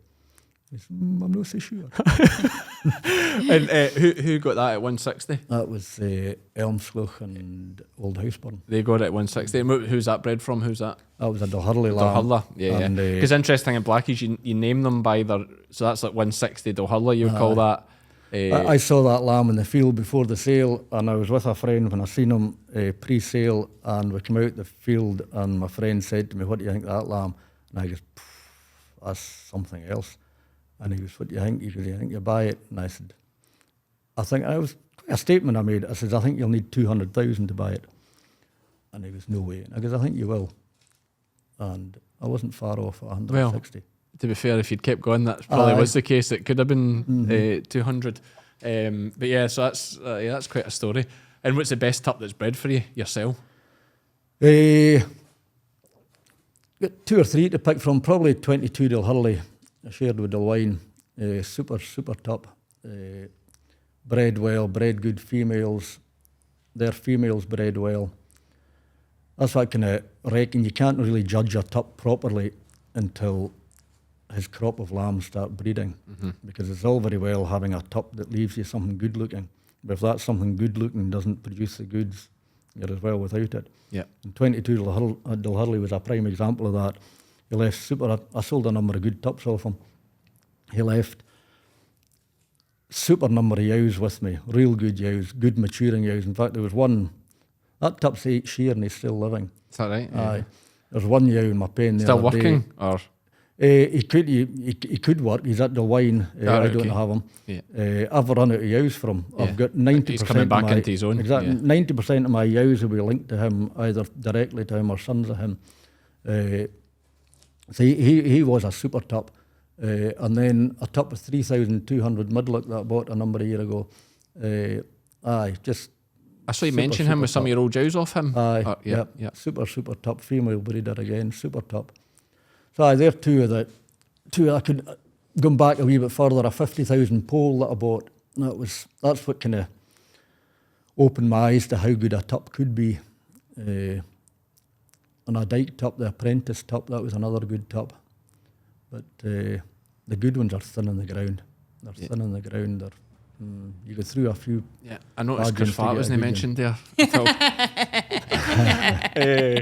But I mean, you're talking these big numbers, but you know the story. Not the story. The events we've held up to this is that you got this farm and a third of it was borrowed, and obviously you've had to work to pay that back. But how do you get to the point where you can buy a tup at 40,000? Like, is there you get turbines or something else in the go, or what else is in the go? No. Farming's been quite good to me. Right. I've got no hidden money seeking in. I wish I did. Yeah. Spoke to you earlier there off camera about the little cottage I'm doing up just now. I could have definitely done a wee pot of gold for that. But Yeah. hard work and good business deals and Yeah, and a good substantial size farm, to be fair. Absolutely. You know, with limited debt on it, I suppose. And that's I'm gonna not help. paying a shepherd's wage. I do everything myself, and And you're still fit enough for that. You're fine. I don't share the sheep. I get folk like daft as you to come in and do it for me. A bit better, I think, isn't they? There's no Callum Shaw shares yours? Aye. Aye. The top dog. So no, I do 90% of the work myself. I used to employ a shepherd, and I used to employ a shepherd who lived in a cottage, and it was a case of I wanted to reduce the ewe numbers down to a healthy, light stocking rate, and I've no regrets in doing that. I run 700 ewes in a winter, about 250 plus hogs on the farm as well, and that's a nice comfortable rate. There's cattle on as well, obviously. So no wintering away. No, I got put my wee twins away Gimmer's twins and about 40, 50 lambs. Them go away to a farm in Stirling just till about February time. By the time they come back, they've kind of caught up with the good ones. And I did winter my Townhead hogs away at that farm on a couple of occasions as well. I run Lurg and Townhead as 2 different Herschels. And what's the dearest tup you've sold yourself? 24. I didn't have to think of that. 24,000. I've sold a couple, 2 or 3 at 22,000, another at 20,000. That's a shearling. All shearlings. All shearlings. Yep. Yeah. And where's this at Dalmally? Dalmally, yep. Dalmally. Yeah. Yep. Okay. And who's buying them? Who got the 24,000? There was a team of folk bought the 24. Ballymenoch, Allenfold, Hairstone, and then there was a 22 sold to Dilhurley and Midlock. There was a 20,000 I think sold to Dilhurley and Midlock. 22 to Elmslough and Millmark. I've had a decent run of decent tops. Do you still get a buzz? What you got for Dalmally this year? This will be a good Peter. When's Dalmally? That's 10th? No, week after it'll be about 17th or 17th.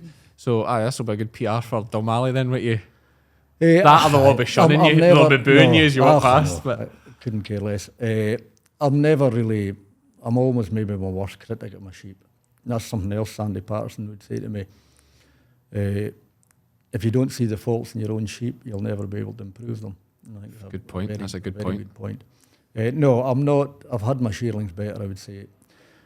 I turn my shearlings out in a different manner to other folk, and I'm determined to continue to do it. They're not overfed and they're not pampered, and they're what I see what hill sheep should be. I can comfortably sell my shearlings up the west coast of Scotland, out the Highlands and Islands, and I know that they'll live and they'll do for folk.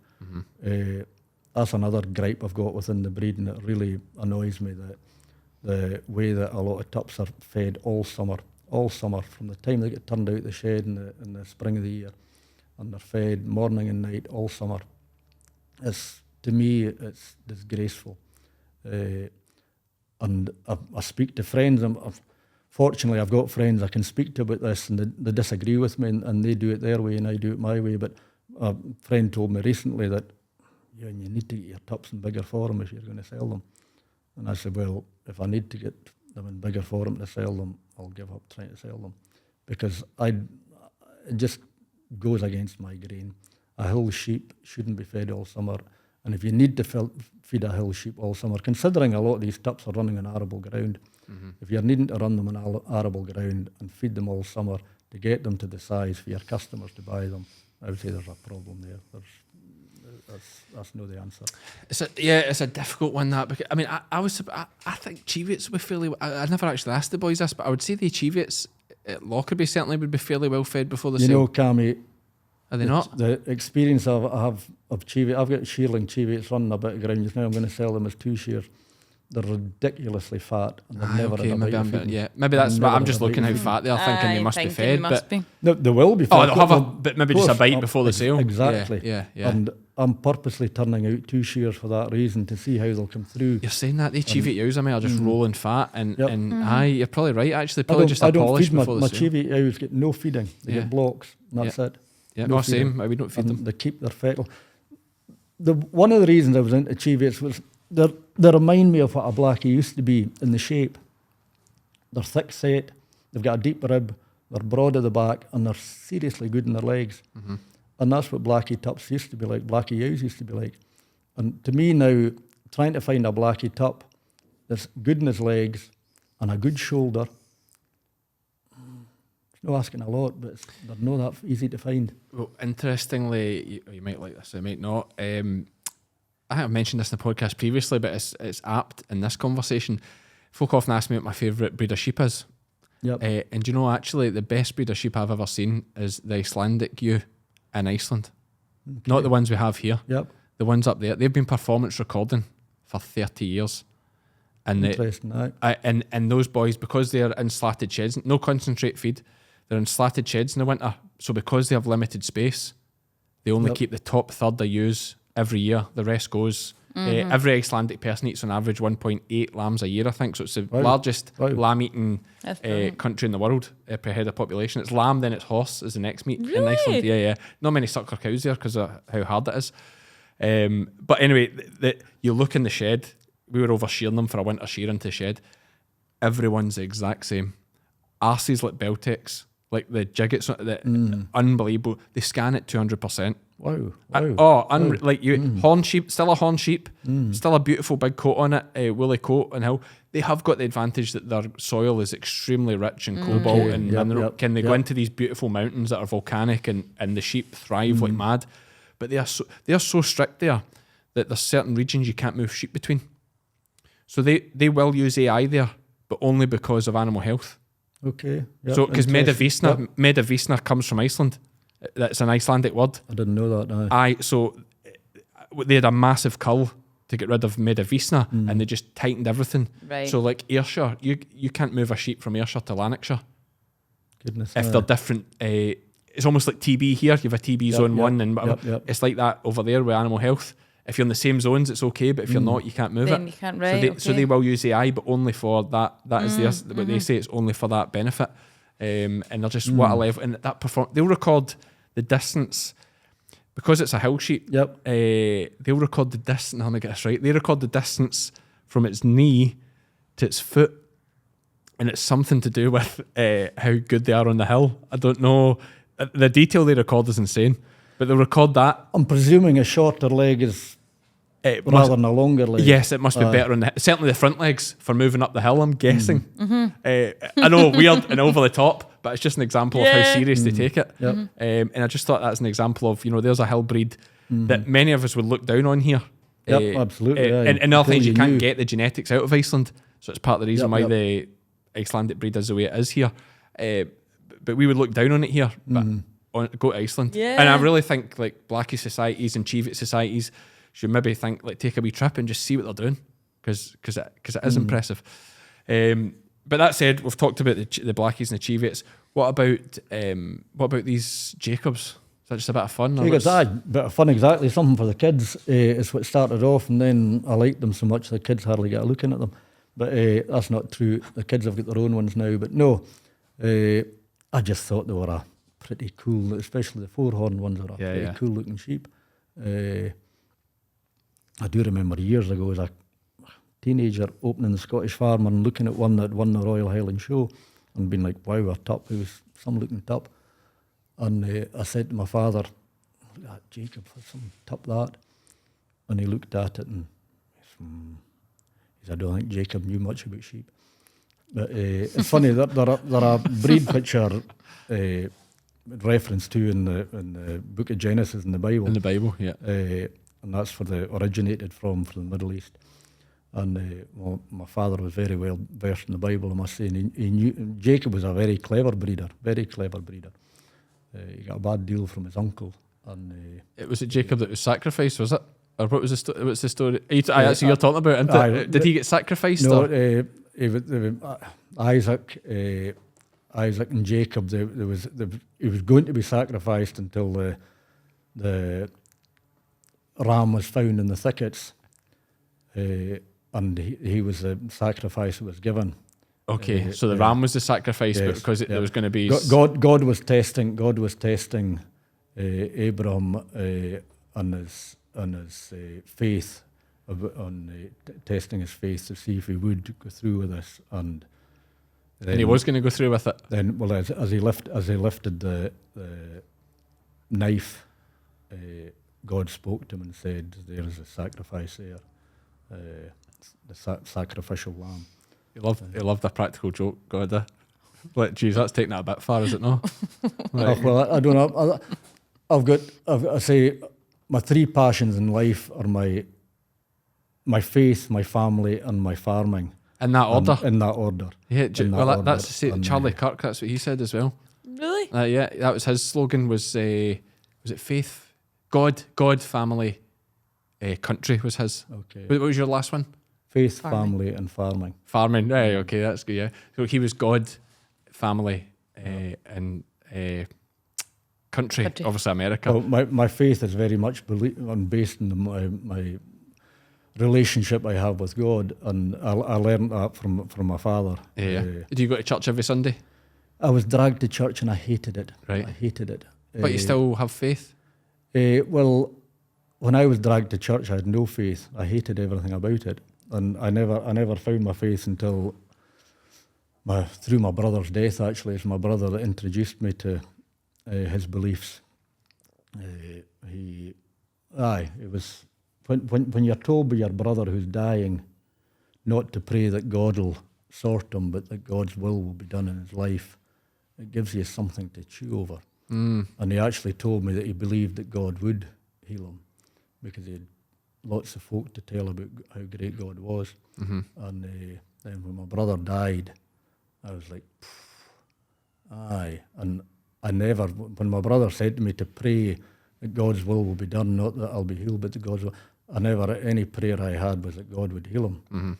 And then when my brother died, I remember my father came down. It's going off on a tangent here, but my father came down the morning of my brother's death, and it was at lambing time, and drove into the yard, and Dad was standing there, and the last person I expected to see, and he just said, "Ewan, Murdo died last night," and I was like, "Oh man!" And I was angry with God. I was furious with God, and I remember my father saying to me, "Would it be okay to come in and pray with you?" I was like, "Pray? What are you going to pray about?" And went in, and my father had an incredible relationship with God. And we came into the house, and he sat down. I can picture him. He had massive hands, my father. He'd make my hands look like wee girls. And he put his hands together, and he bowed his head, and his opening line of prayer I will never forget. It blew me away, Cammy, and it was the start of my journey of faith.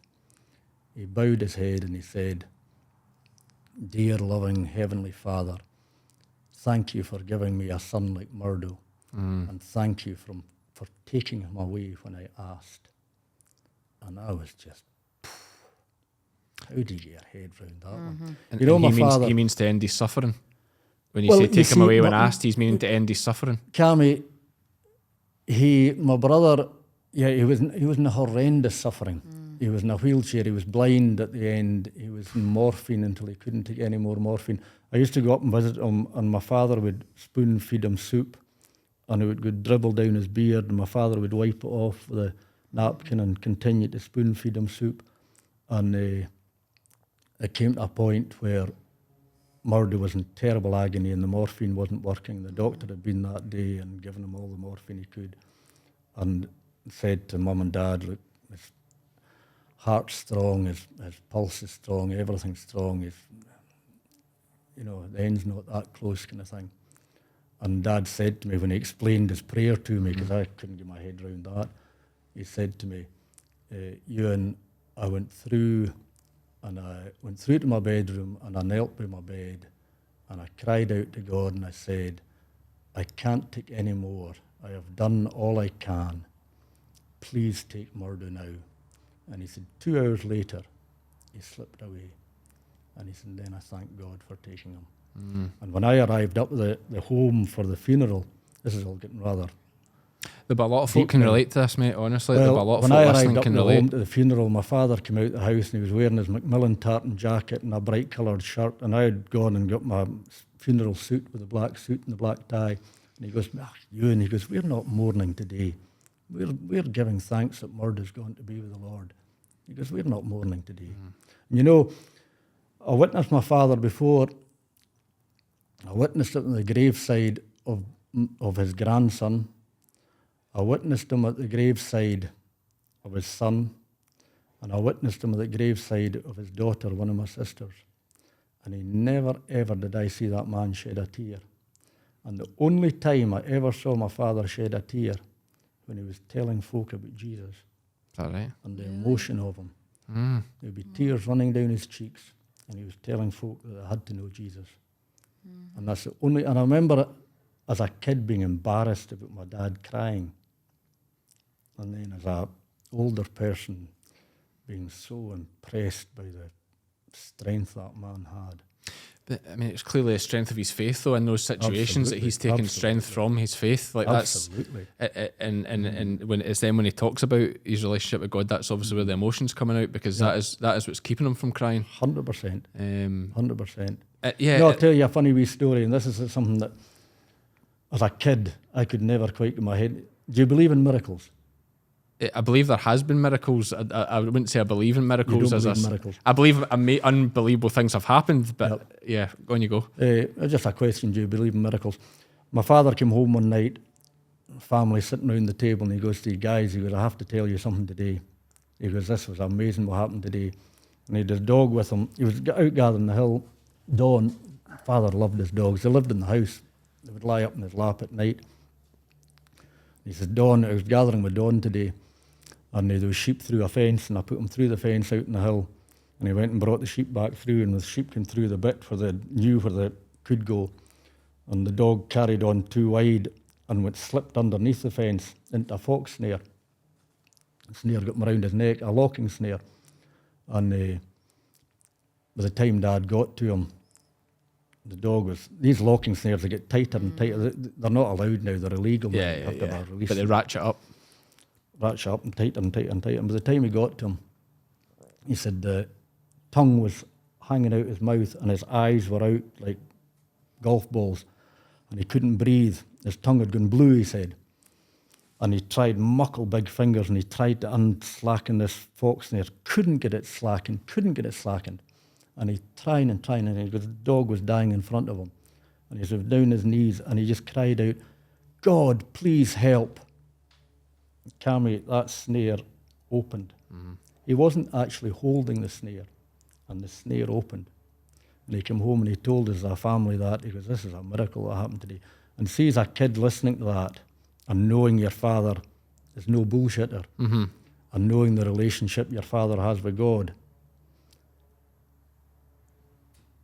I understand. Yeah, I understand. I mean, I'm not a person of faith at all, but I've always been brought up that you respect others' beliefs, and I include that as well to Muslim people and all these people that you hear all this nonsense about all the time. Like, you don't have to agree with it at all. Yep. But you know, there's a difference being respectful and that's always good. As long as people mean you no harm with things, then let people live. I had a wonderful conversation with a Muslim taxi driver one night, and we discussed Muhammad and we discussed Jesus, and we left, and in fact he sat on my road end for an hour and a half. We discussed it. Mm-hmm. Had a great conversation. But to me, Jesus, the faith I've got, Jesus had bold claims that basically got him killed. Mm-hmm. And his claim was that he was the way, the truth, and the life, and nobody comes to the Father except through him. That was Jesus' claim. And if you take that on board, it's quite radical. It's quite... A lot of it is, and a lot of it's very controversial if you take it all literally. Like, you know, it's easy to pick holes. It's easy to pick holes in it. I think the way I was always put across of it, and maybe it was my father put across to me, is like, essentially, if it... The best thing about it to think of, and you'll see it's very popular with people older in life, I think, as well, as a fantastic sense of community, of togetherness, mm-hmm. Of doing good for people. And of course, there's people that abuse that. But yeah, there's a lot of pros. You asked me if I enjoy going to church. I hated it. That's what started off this I hated it. But now I go to a church with my family just now, and it's great. My 3 kids, they can't get to church quick enough. Yeah. They love it. And there's a huge... When I went to church, there was no other kids, basically. It was awful. It was a nightmare.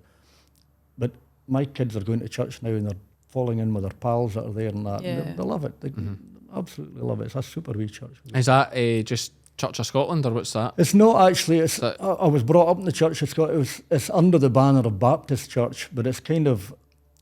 I'm not... I couldn't care less what the affiliation is. It's all the same Christianity, generally speaking. I think if the church is there, and it's a church where the Bible is read and the Bible is taught, the Word of God is taught.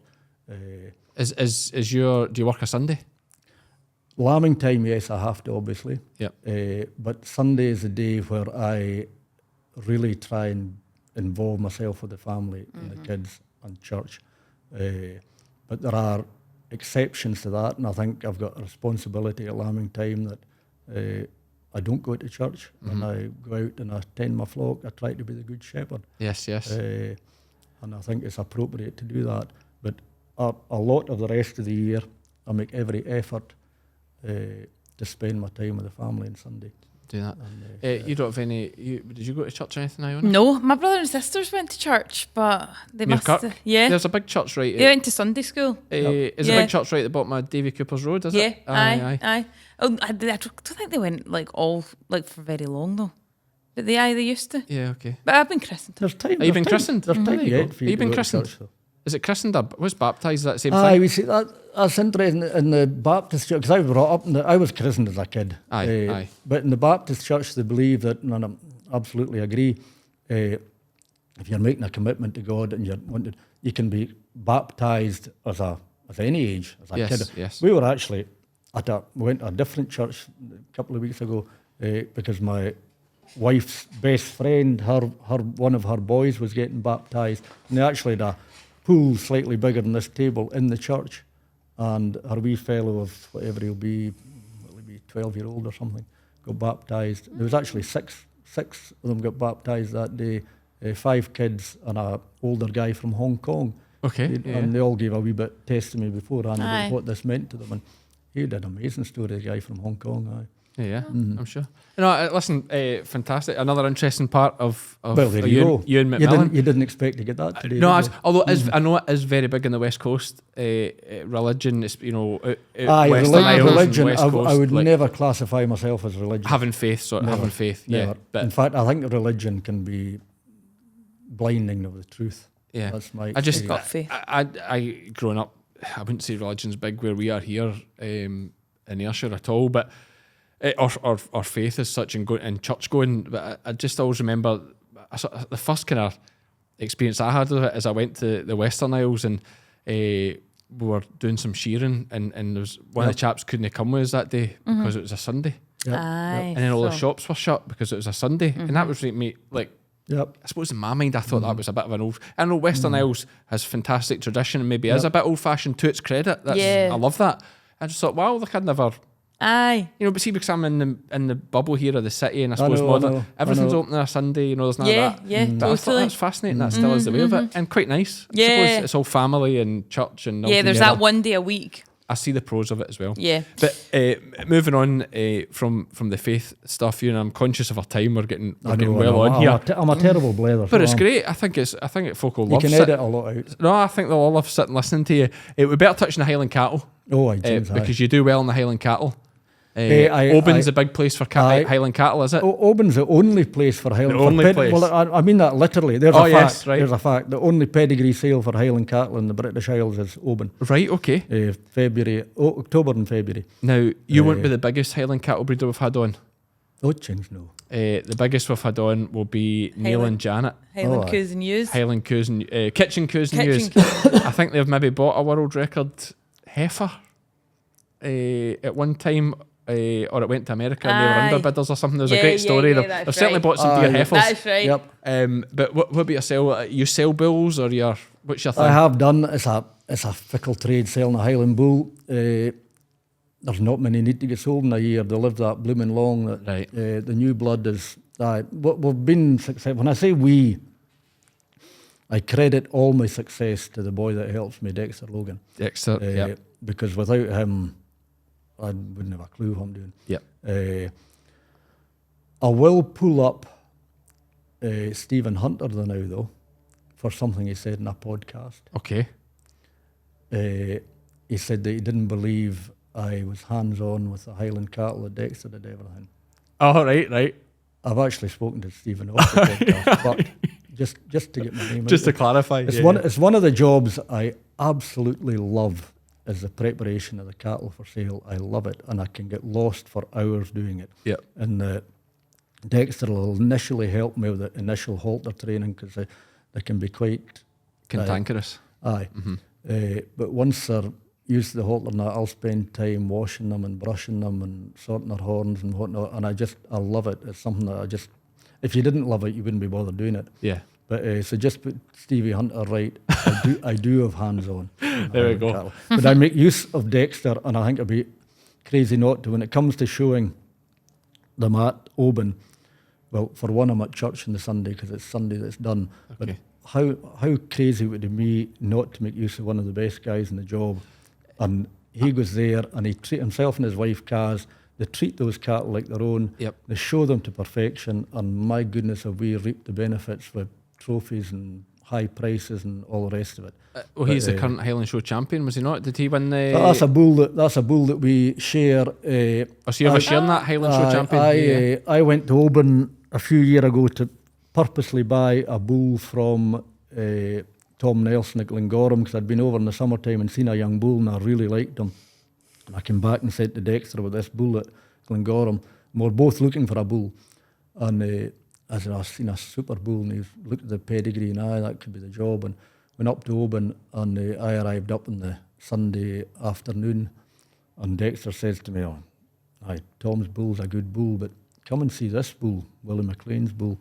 And I'm walking around, well, I've just seen this bull, and it was one of those moments of, wow, aye, okay, I'm going to try and buy that. And the annoying thing was that he was late in the sale, Willie's bull, and Tom's bull was in earlier, and Tom's bull was a good bull, and initially that's the bull I was going to buy, and he was going at 7,000, and I thought, no, I'll not buy him.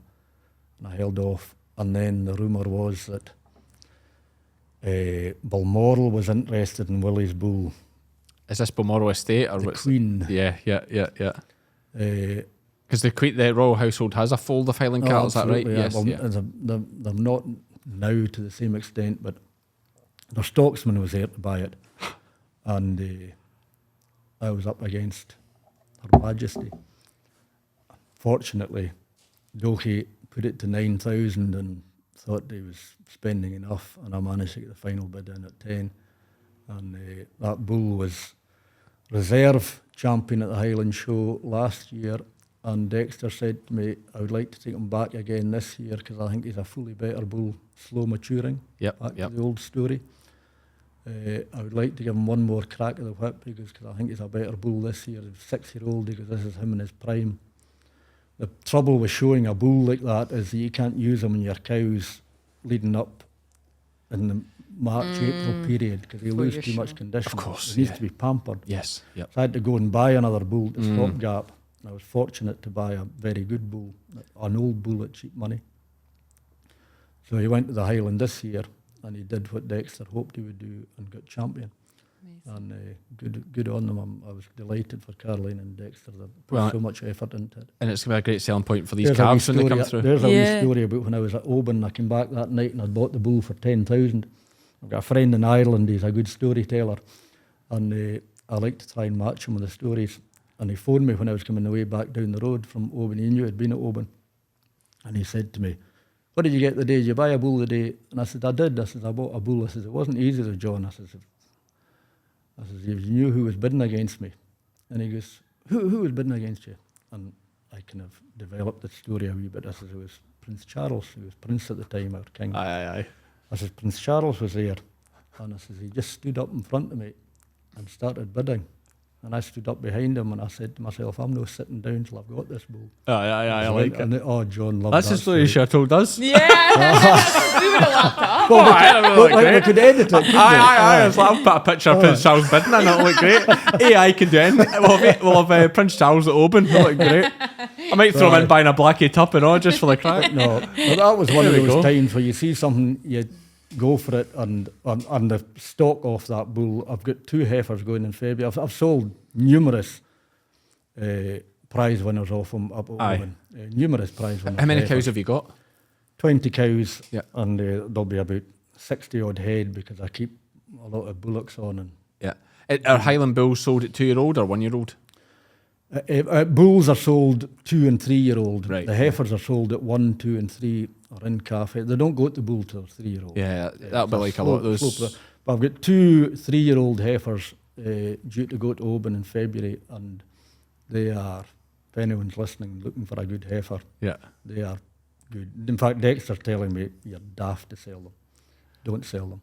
Great, that's great chat. That's Isn't good it? sales. Isn't You're a it? salesman, Aye. isn't he? These are salesmen. No, true. He was honest about the shearlings. Yeah, absolutely. There's no reason to doubt you. They're super heifers. Super heifers. And I need to get to that sale because I've not been before. Landlord's been a few times Well, actually. here, but if you're going to go up on the Sunday night for the dinner dance, that's some tear. is that after the sale? No, that's before. Oh, the show's after on the show. Sunday. Aye. Sales on the Monday. Yep. Right, okay. What date is that, do you know? Is it November? Middle of February. Oh, it's away, right, okay. Well, you've got this one coming up in October, we'll be middle of scanning October. sheep. But Yeah, we'll keep that in mind. It'd be a good place. We're going to. I keep saying we're going to go to these venues Yeah, and do do live a podcasts podcast. and just get folks sit down. It'd be good crack. And another big thing we do, you and I'm very conscious we're pushing on for 2 hours here, so we better get us wrapped up. It's an hour and 45. So we better push on with things. But I suppose the question I want to ask, and we're asking more and more people this, is we're looking for basically a story of something you made an ass of. yes, and I must say, when Iona got in touch with me and said, "Oh, would you come to a podcast? We're looking for somebody who makes an arse of things." Aye, very good, very good. Well, it will be an hour and 45 minutes. It's the way she says. The way she says it. Isn't it just? That's just why grammar is so important. It's where you put the comma. Aye. So yes, we're looking for- I was prepared. I could be here for another hour. Well, we love. 45 I minutes. think it's great, But, because we've all made plenty There's of one mistakes. that is quite amazing, actually. I did make a complete backside of it. Recently, early summertime, when would it be? Kind of May, June time. I had a cow that I hadn't calved in sync, and I'd left her with a bull. And it was about the month of June sometime, and she calved this morning, early Saturday morning, went out, and kind of 6:30, 7 o'clock, and here she'd calved with this wee calf running along behind her. Excellent. Good job, calving finished, that's all we need. And I went back out later on that morning, and the calf looked like it hadn't soaked. And I thought, you wee beggar, I need to get in and give it a soak, which isn't that terrible common with my Highlanders. They're usually, and she'd have an old cow, but a beautiful vessel with nice wee teats. No reason why it shouldn't have soaked. Took her in, got the cow in the crush, and I saw right away that none of the teats had been opened. They were quite hard to plugged. open. So. Fair enough. There was a wee calf on. As soon as I put the teat in, he filled himself. He'd sook off 4 teats, and he was just full as. But a Saturday afternoon by this time, and I thought, rather than hassle on Sunday morning if he hasn't, I'll just put him in the shed and see in the morning. I'm glad I did. The cleaning was still hanging out of her right enough, and I put her in the shed, and Sunday morning's cleaning still hanging out of her, and the calf still hadn't sooked. Back into the crush. And she just wasn't looking as good as she should have been, the cow. She was a wee bit kind of dull looking. So I gave her a jag of penicillin and filled the calf, and he never quite filled. She just wasn't milking the way she should have been. So on the Sunday afternoon, my wee girl Lucy came up with me, and we'll go and see this calf, and the cow was looking more sick. So I phoned the vet, and he said, you've done the right thing. You've treated her with what you should, Metacam and penicillin, that. She should come all right. Supplement the calf with some milk and whatnot. So we got the calf and tubed it. I'm there, my wee girl, and she goes to me, is it a twin, Dad? It looks like a twin. It's quite wee. We had one set of twins earlier on in the year. And I goes, no, it's not a twin, Lucy. It's just the one calf. She said, oh, it looks like a twin. That was fine. So on the Monday, the cow was really quite sick, so I got the vet to come out, cleaning still hanging out of her. And she wasn't milking at all. She wasn't producing milk at all. The vet did a good go and changed the antibiotics, and she attempted to get the cleaning out of her. I said, is it common? I said, this is like my 5th year calving, and I've never had a cow a cleaning like this before. Is it common for a cow to have a cleaning? She goes, no, it's not. When they have twins, sometimes it can be, but not really a single. It's not that common. I said, all right, aye. So that was a Monday. The Tuesday, I went out into the field where the cow had calved. The cow is still in the shed at this time. I went to bring some sheep in, and I'm driving down the field, and I had to jam on the brakes in my buggy with a calf lying in the long grass in front of me. Oh no, it was a twin. These things. And it had been alive, or it had been a rotting? It had been alive, the other calf. Well, it looked all right. It It was had fully been formed. alive, Aye. and it was still alive. It got up and it ran from here to there and hit the lilac fence and sprung back off it. It's still alive. From the Saturday, early Saturday morning, I tell no word of a lie, on the Tuesday afternoon, the calf was still alive. This is no word of a lie. I caught it, and it was as wild as a wee beggar. And I took it down to the shed. I'm panicking. I'm on like, can't believe what's going on here. This is just surreal. I tubed it. I phoned the vet, and embarrassed. It was a twin. I haven't got any colostrum because it doesn't matter. After 24 hours, it doesn't matter. Just get milk into it. Made it up milk. Calf survived. I went, the other calf, the cow had got really sick. It was over a week before I got the cleaning out of it. I lifted both calves off her, and I went to a local dairy where they got jerseys, and they kindly sold me a Jersey cow. She was only milking in 2 teats. Unbelievable. The Jersey cow went in the pen, and she just starts licking the calves. And the calf that had been sucking off its mum, at 3 days old, it went straight into the Jersey and started sucking. And the other wee beggar, I had to teach it for about a day to suck. And she's walking about the place with these 2 calves. Plus, what it worked out lucky, but Wow, yeah. yeah. I actually Very thought lucky. that story was going to go that she had a was rotten well. calf inside So her. did I. Okay. That's I what thought that's the way it was going. But my wee 9-year-old, Aye, she Aye, said it's like a thought it twin. was a Aye. twin. Dad, is this a twin? Aye. No, that's not a twin. Only one calf. Aye. I take it you scan them, or just the vet scans them and just PD. No, but it's very, very difficult to tell. I think With you need to Highlanders, is it? 'Cause they're small? Cows, I think you need to scan them very early in their pregnancy. Do I you? think. Right, that could be Right. Yeah. But I just scanned there recently, just a week ago, scanned all my cows again. And I said to the vet, this is one that twins last year. And Did she survive? I've got 2 cows with twins. Oh, sorry, that's Oh, right. sorry. You're not. This one, this the wasn't the cleaning, sick one. yes, the cow did survive. I got the cleaning out of her, and she's running without calves now because the calves are in the Jersey Aye. cow. But she'll be going back to bull in March. Just in case you're wondering, running Highland calves on a Jersey cow's similar to putting blackies on a mule. You're right. You're dead right. You're dead right. Yep. You're dead right. No, I fully agree with that. No, but I think you're allowed in that circumstance. I think you're doing all right. Is the Jersey cow out in the hill? I suppose it'd be quite in by when they're wee calves. Aye. And she's got a shed to go into as well. Yeah, brilliant. That's a great one. Yeah. So and what a good worked out all right. Aye. It did. But Easy done. Aye, more by chance. pure than luck. It certainly wasn't my stocksmanship that got it all right. But I think you know. that is. It must just be the what they're born with in their And stomach to survive that it long. never shook that calf. It wasn't as if I'd to get a big. Cause none of the teats had been opened. June know. as well, so I'm lucky it would Oh, get a good lovely weather. warm Bit weather. dry, Lovely yeah, warm The weather. heat would save it because Yep. it's using Yep. no energy to stay warm. But I know. that's But it was a fascinating. wild Yeah, I know. wee beggar. Yeah, that's Yeah. the fact it could get up on its feet. I know. Running? Unbelievable. I put it when I took it down to the shed. Which makes you realise you probably drove by it the first 2 days. I put it in a pen and I nipped down to the house to make up the milk. And when I came back out, it got out the pen and it was running about an area of the shed bigger than this. And see the job I had getting a hold of it. That's almost unbelievable. That's just Yeah. incredible. Like, aye. Well, there's a good story for folk. Yeah. There you are. No, I appreciate you, and I think you've been very open, and it's been great to chat to you, and I appreciate you coming down and doing the podcast with us. Well, So, I've thoroughly enjoyed it. is there anything else you want to add before we wrap I up? enjoy a good blether with both of you, aye. Good. Absolutely. And listen, I'm hoping to get to O'Malley this year for a vlog, so yeah. we'll make Very sure good. sure and Do see these that, yep. shearlings sold as well. So thank Good you, man. mate. Thank you. Thank Not you. at all. Cheers. And we're back in the room, just Iona and I, end of the podcast. If you're watching on YouTube, you know that. One thing we haven't mentioned is the new studio lighting. Oh, yes. We have new studio lighting. I can't, this is the first time using it, so I can't see what it's like on the camera. I just don't want to look pale. I don't want to look peely-wally. Right. Think I think will. there's no danger of that. You get fake tan on or something. No, I've actually exfoliated it off. Oh, have you? Yeah. I've got Okay. makeup on All right, okay. That's it. Do you feel like you need it? Does it give you confidence? though. Yeah, although I would say, do you know what's weird? See, pre-COVID, I wouldn't have gone anywhere without makeup on or like seen MD without makeup on. Whereas now, yeah, like it wouldn't bother me that Yeah. much. But I think it's just because I got so used to, during COVID, seeing my face without makeup on. Whereas I think you get so used to seeing it with makeup. No, there could be a lot of folk relating to that. Yeah. I don't know. I think it's so difficult. I think, it's just so difficult being a woman anyway. Like, I know. it's an absolute nightmare. It is.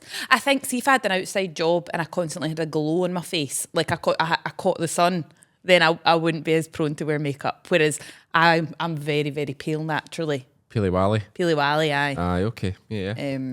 The Japanese see that as a sign of nobility and wealth if you're Pili-wali. I know, it's funny, isn't it? It's like... Which is appropriate for you.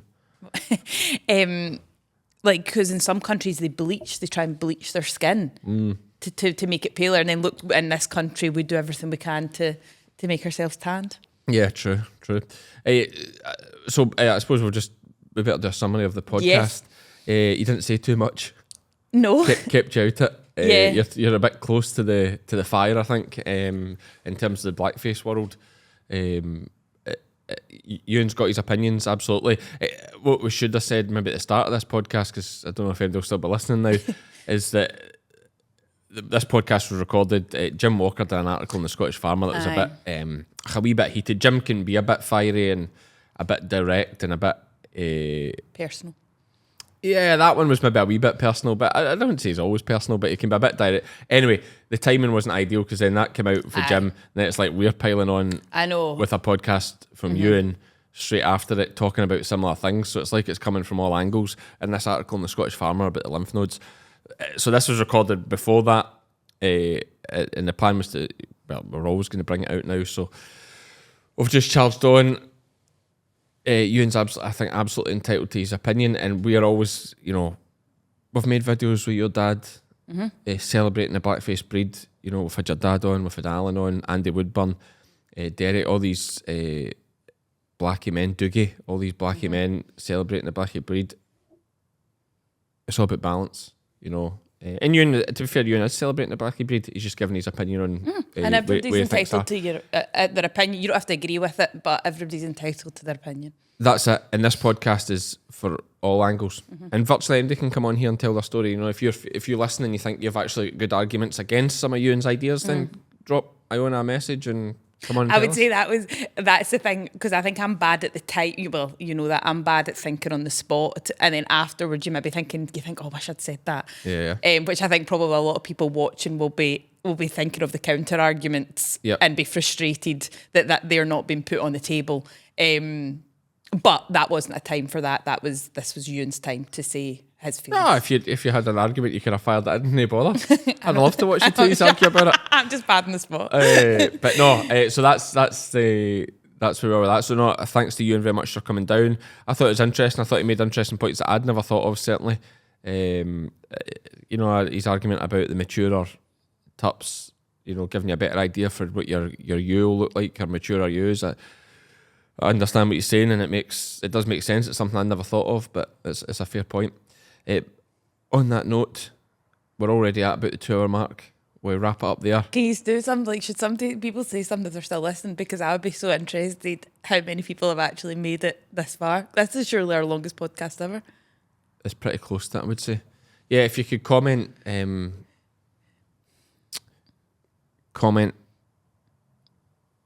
Apple. Okay. In the comments, and then they'll know that you're still here. Apple. Okay. Yeah, there we go. So there we go. I've been Cammy. I've been Iona. And we're all Fed by farmers.